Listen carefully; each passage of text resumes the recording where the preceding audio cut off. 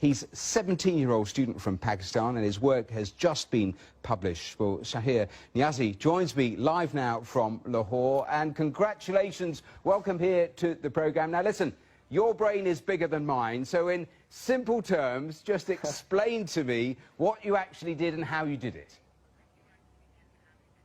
So the phenomena basically works like this, is that we have a needle electrode and a plate electrode, and we have a layer of oil on the plate. We pass a high voltage through the system, which creates ions at the needle point, which go towards the ground electrode to gain their electrons back. But since oil is not a conductor, the ions do not get their electrons back that easily. So an electrostatic pressure builds up on the layer of the oil, and soon a point reaches where the oil just moves away because of the pressure, and the ions ground at the plate. So what happens is that the oil does not like that it should be applied so much pressure on it. So everything in nature wants a state of equilibrium and stability. So what it does is that it creates these hexagonal patterns. The hexagon is basically the most stable structure in the universe, found in many other things even. So then the ions pass most efficiently over there to the plate, and the oil also is more stable and has less pressure on it. So what I did in the imaging technique, well, that's what I want to ask you about, the imaging technique, because I read you said that you included it because you've been fooling around with it for a while, this technique, but you included it for the novelty factor. Yeah. Did you think it might work? Yeah. It was an experiment I wanted to do for a long time. It's called scleron photography. It's called also dubbed as shadowgraphy.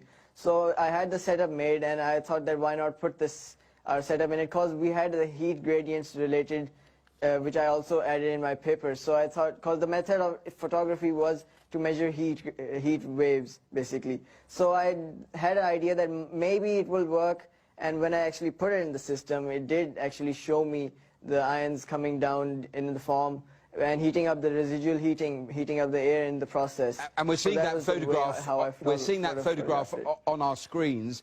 How exciting potentially is something like this? Because I read you mention biomedicines, printing. How can this be used, do you think? Exactly, like in biomedicine, we can use this like to supply a drug into a human body and then take it to a target organ without having it spread all around the body. And then it's used in printing, as it can, like, you can control the spread of a droplet of oil using these electric fields. Now, there was a lovely quote I read that you wrote. You made the point that Isaac Newton was 17 when his first paper was published. You were 16 when you actually got the letter of acceptance. I mean, you must feel terribly proud, both for yourself, for your country. You'd gone to this international competition to be published. Yeah. Yeah, because like it was my goal and my mother's goal. Like, it was her dream that I get my paper published at a young age, so that I can get this experience that how research is like handled in the public, how it's handled out there in the real world. So it was like quite an experience for me, and it was quite like, it's just like when a researcher and his research is the research is like the researcher's child. So having it accepted is like having his child praised. So it's like quite a feeling to have. Have you always experimented? I read that by the time you were 11, you were doing online courses because you found classroom work rather boring.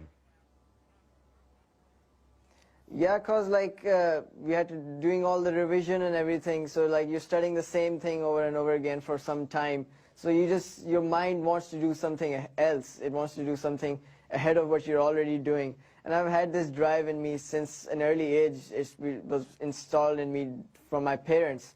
They always used to tell me, think 100 steps ahead of others, and only then can you succeed.